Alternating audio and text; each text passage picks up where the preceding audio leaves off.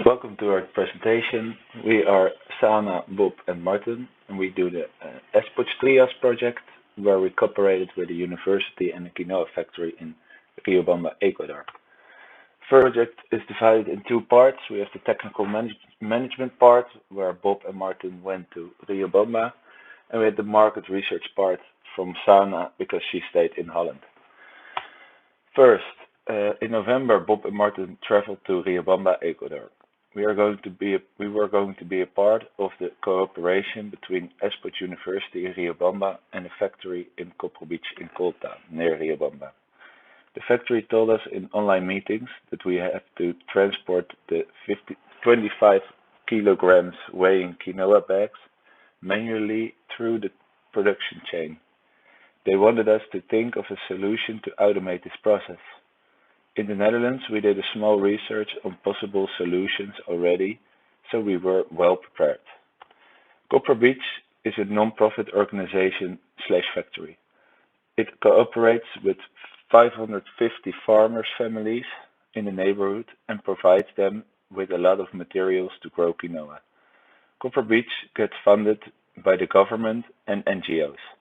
This causes the farmers to get a higher price for for reduce as many costs, so the farmers could get the highest possible price for their quinoa. When we arrived, our supervisors had prepared an introduction week where we were invited to meetings with the dean of the university, an introduction tour on their campus, and a tour to their experimental farm.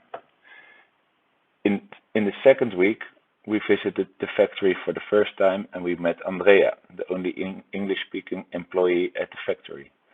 She became our contact person and was in control of the production process of the quinoa. After the first tour through the factory, Bob and Martin had a clear idea about their goal. The factory wanted to begin with automating the first transport from pre-cleaning machine to the washing machine.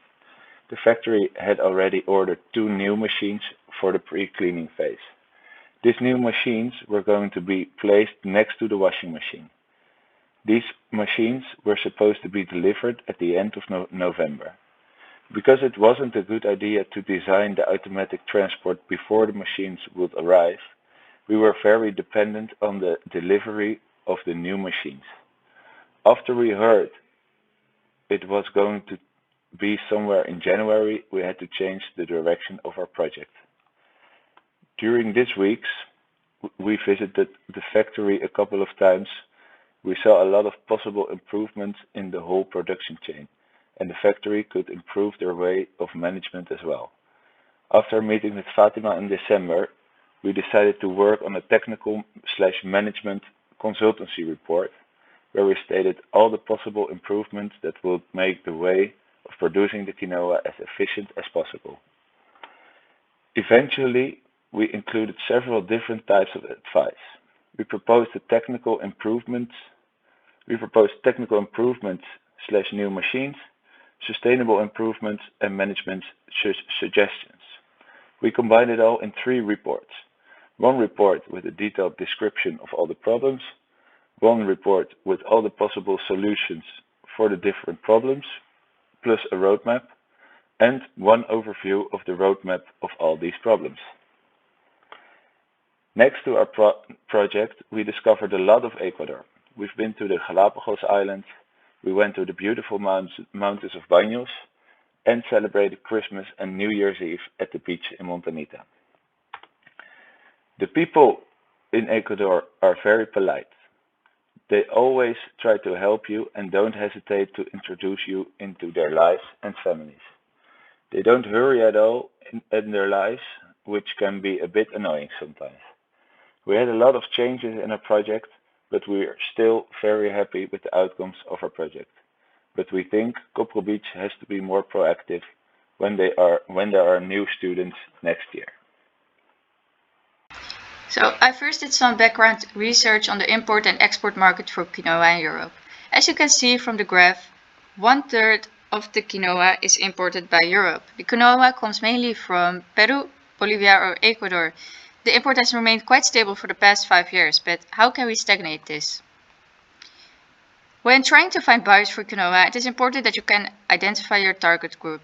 There are 4 types to segment our market, and I will go through each one of them. First, geographic level. We need to find its audience based on a geographical scale. One way to do so is to check which countries are healthy and what diet they follow. According to US News, the Mediterranean diet is the best one. Spain and Italy also happen to have one of the better health test scores in Europe. On a demographical level, there would be no constraint because quinoa is meant for everyone. It is gluten-free and contains lots of fibers and betaine. At psychographical level, we could look at people who work out regularly and maintain a healthy diet for higher protein intake, or even vegans and vegetarians. Behavioral effects that will support the quinoa market will be the benefits. I implemented a questionnaire to better understand why quinoa is not popular among students and young adults and if the package would have any effect on this. The answer for why they never or hardly eat quinoa varied, but mainly they don't know what it is or don't know any recipes. Yet, 67.3% would be eager to try quinoa if they knew some recipes. So, to create a simple recipe book, it does not need to cost much. One way to do so and also create awareness around the product is via social media. I set up the Instagram page and made a deal with the organization Students for Sustainability to weekly repost the recipes being posted on the Instagram. For the company, I set up a consulted report on how to be consistent in the Instagram page and have the next students working on projects to continue this. As you can see on the slides, I mainly used Canva for my designings and also uploaded a Canva tutorial for the following students so they can maintain the Instagram page.